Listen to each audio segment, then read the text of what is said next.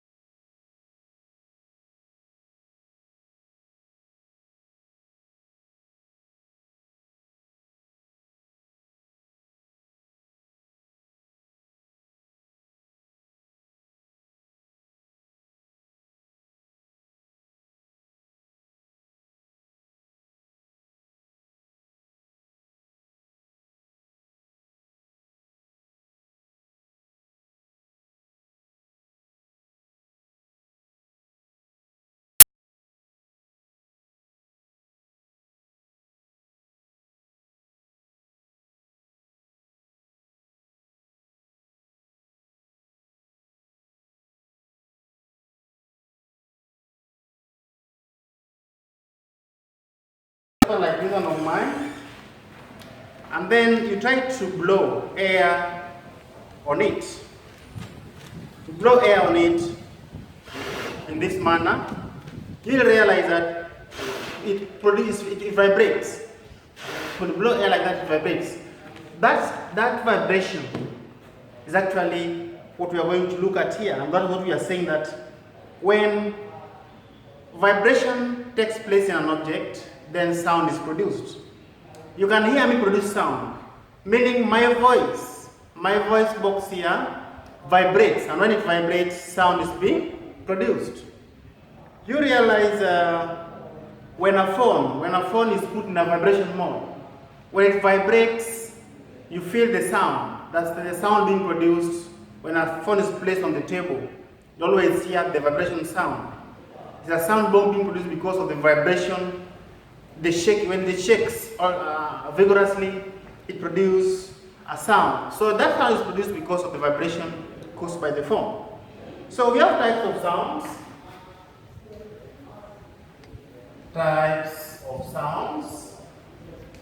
The type of sound, and that is loud. We have loud sound. We have loud sound and soft sound.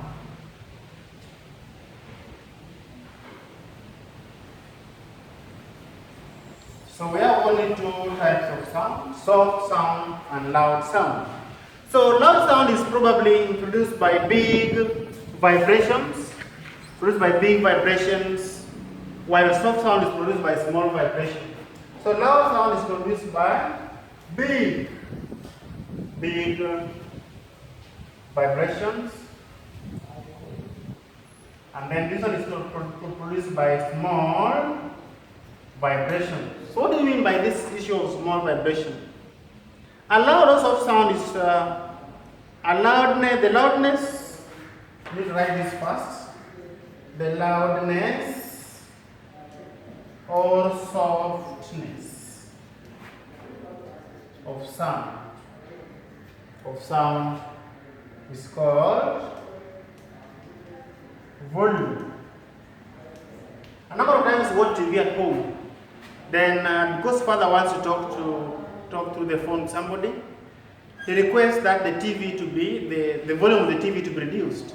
So when that volume is the loudness, either the loudness or softness of the sound. So when you release the sound, you say that you have reduced the volume of the television. We can do so to a phone, to a radio, and etc. Look at a car. A car has something called a silencer that makes it not produce a loud sound. But you realize that when it has a mechanical problem, when the silencer has broken down, then the car normally produces a big sound, like the one for a Subaru. The one for a Subaru is a loud sound. It is produced by what? By a big vibration. Big vibration will lead to a loud sound. And a soft sound, like for a saloon car, is always caused by small vibration. So the silencer of the vehicle, silencer of any machine, is made to an extent to produce small vibration that will lead to a soft sound. So we are talking something about this. So a soft sound is termed as a low volume. And when the volume is so high, when you say that it is a loud sound. Then loud sound indicates high volume, while a soft sound indicates low volume. I've also explained that. High sound. Somebody is listening to music. The house is vibrating, and you can still clearly hear that the sound is too much, meaning that is a loud volume, a high volume. We can talk of a high volume on this matter now. High volume is caused by loud sound.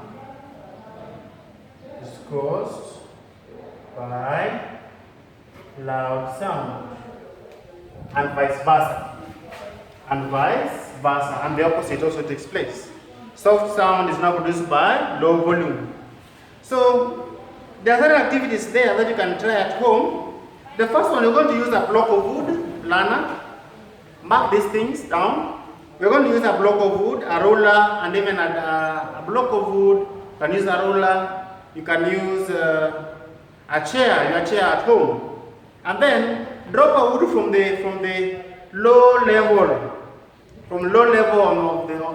of the table, maybe, for example.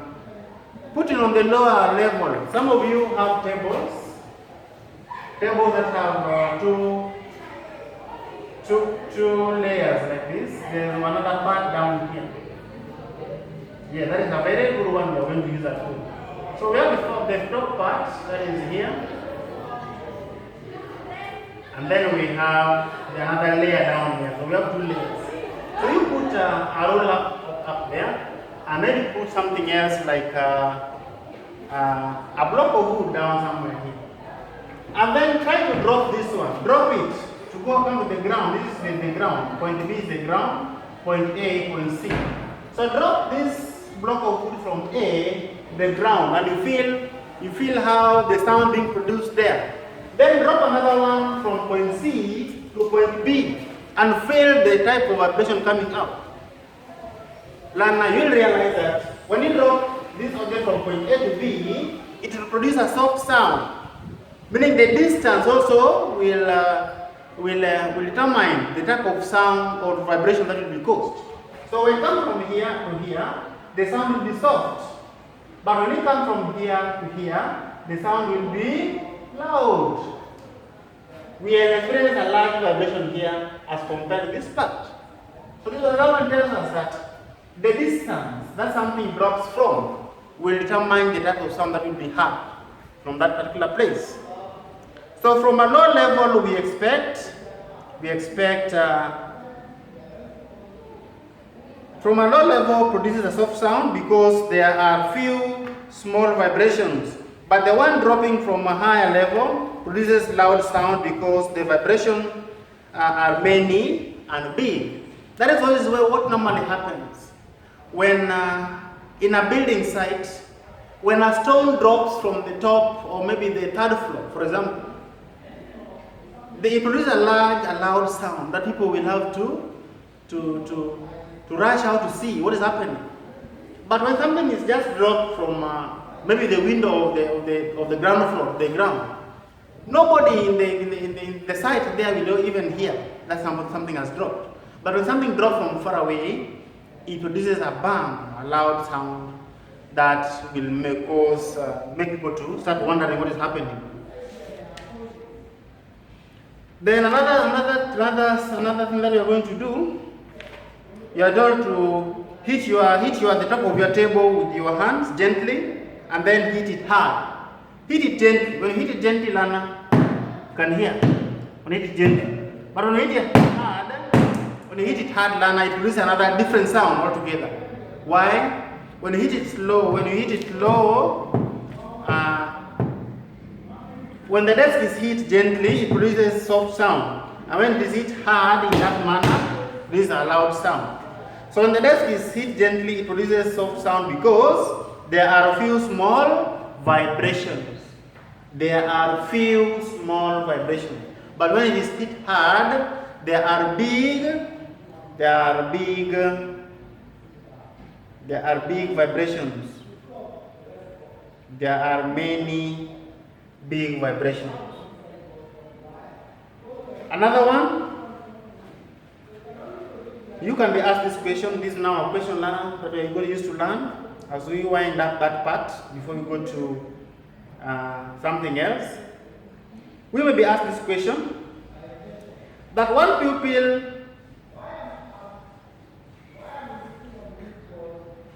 there was a pupil who was standing far away from one another and called out one another's name. A pupil was standing on maybe one side of the class, one corner, another one was standing on the other corner of the class. Then the other pupil was able to hear the other one called the person.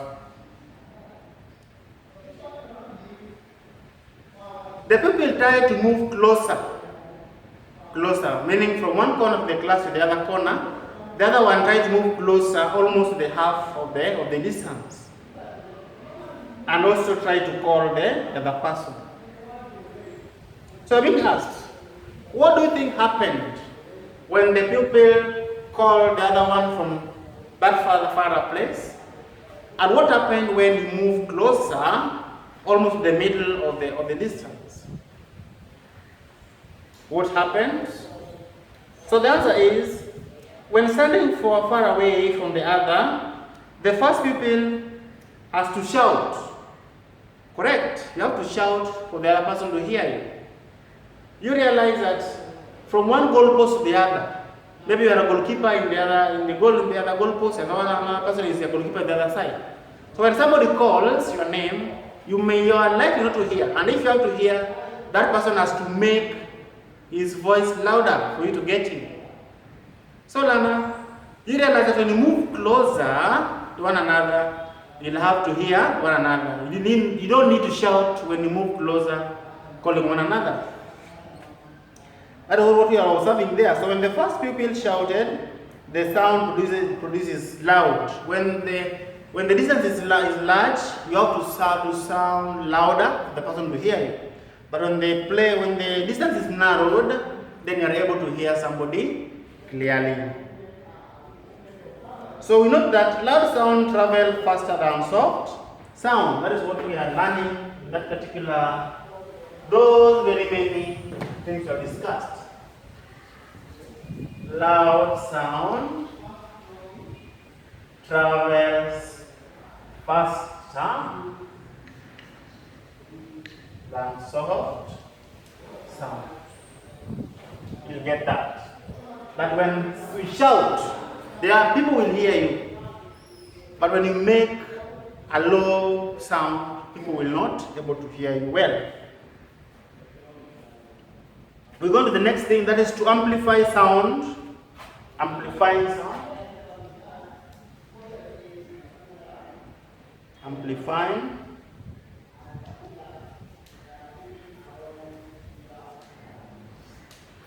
Lana, to amplify is simply to make louder. You look at, we are using there's something called an amplifier.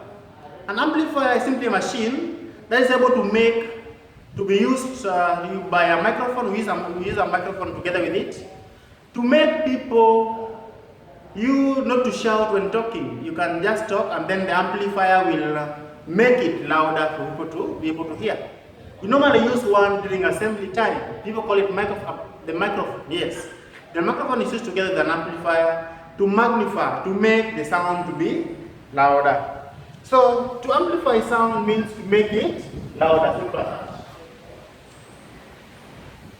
So to amplify sound means to make it louder.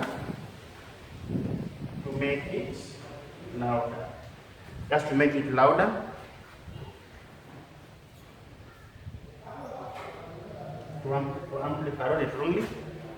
Then we also learned there that you can use a paper cone fixed pointing the direction can amplify the sound. I just want to make one here now for you to see.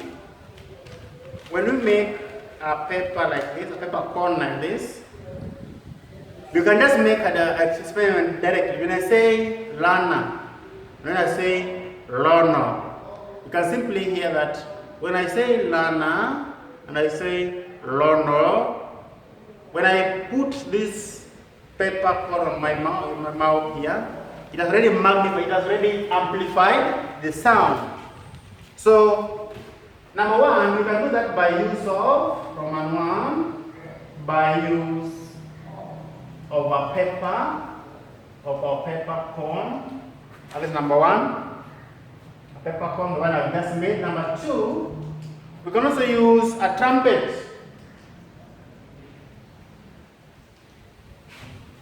Use a trumpet. A trumpet is a wide at the end. Normally know how it looks like. It is wide at the end.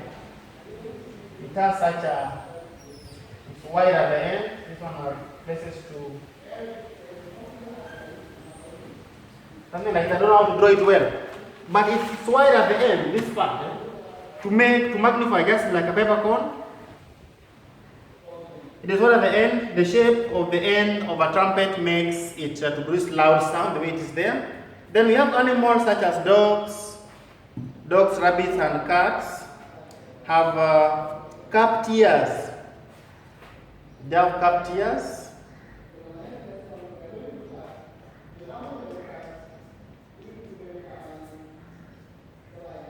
Some animals, i.e., we mention a cat, we have a dog, and the family. When talk of family, now you know the cat family, we have leopard and etc., cheetah and the rest. Then the dog family, even lion is under the cat family. Then the dog family, we have a hyena, the foxes and the rest. All those are the dog family. And so all those animals, the dog family, Nana, their ears are cupped. We talk about cupped ears. They are cupped ears.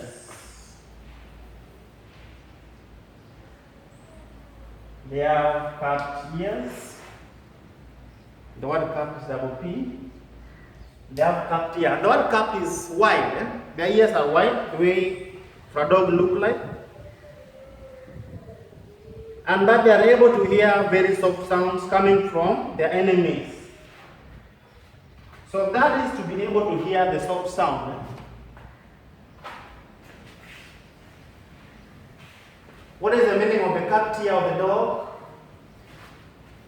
Normally no learners grow a cat. Learners grow a cat like this. So this cupped ear, the cupped ears of the cats and dogs are to make them hear the soft sound of their prey.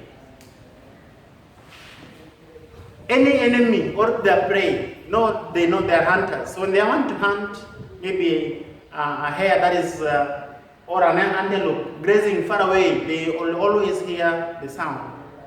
They are able to hear, to locate an enemy coming from very far. That's why a dog is able to hear even the soft steps made by a thief. They're able to hear that. So we also know that sound travels in all directions. We learned that in class 4. Very important, that sound travels in all directions.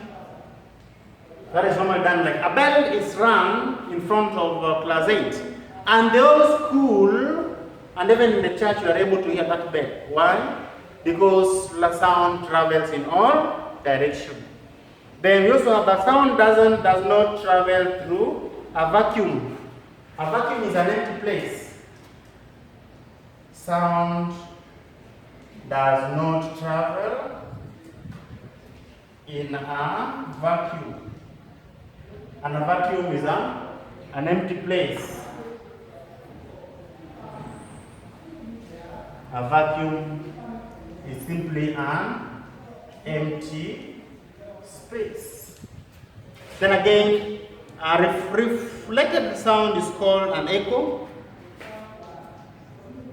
Reflected sound is called an echo. So what is an echo? An echo is a reflected, not refracted. It's a reflected sound. Sound hits the wall, then reflects back. So when that sound reflects, you always hear. You say Jane, and you hear the Jane coming back to you.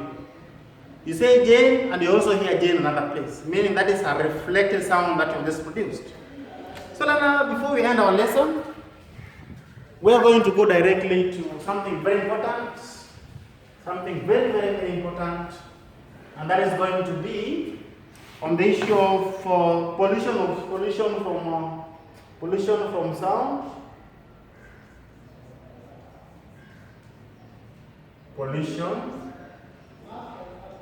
from sound. I also call it sound pollution. What is sound pollution, Lana? That is just excess sound. When sound is excess, Lana, we now call it sound pollution or noise. Or you can talk of noise there. So noise is also found that noise is sound that is not pleasant to the ear.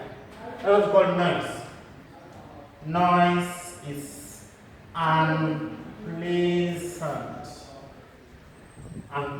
sound to the ear. When it comes unpleasant, meaning when somebody talks and the way I'm talking, I don't make noise. I don't produce unpleasant sound. But when it is too much, when I make noise, I yell, the noise, you can't hear anybody. That is now noise. So noise is any unpleasant sound.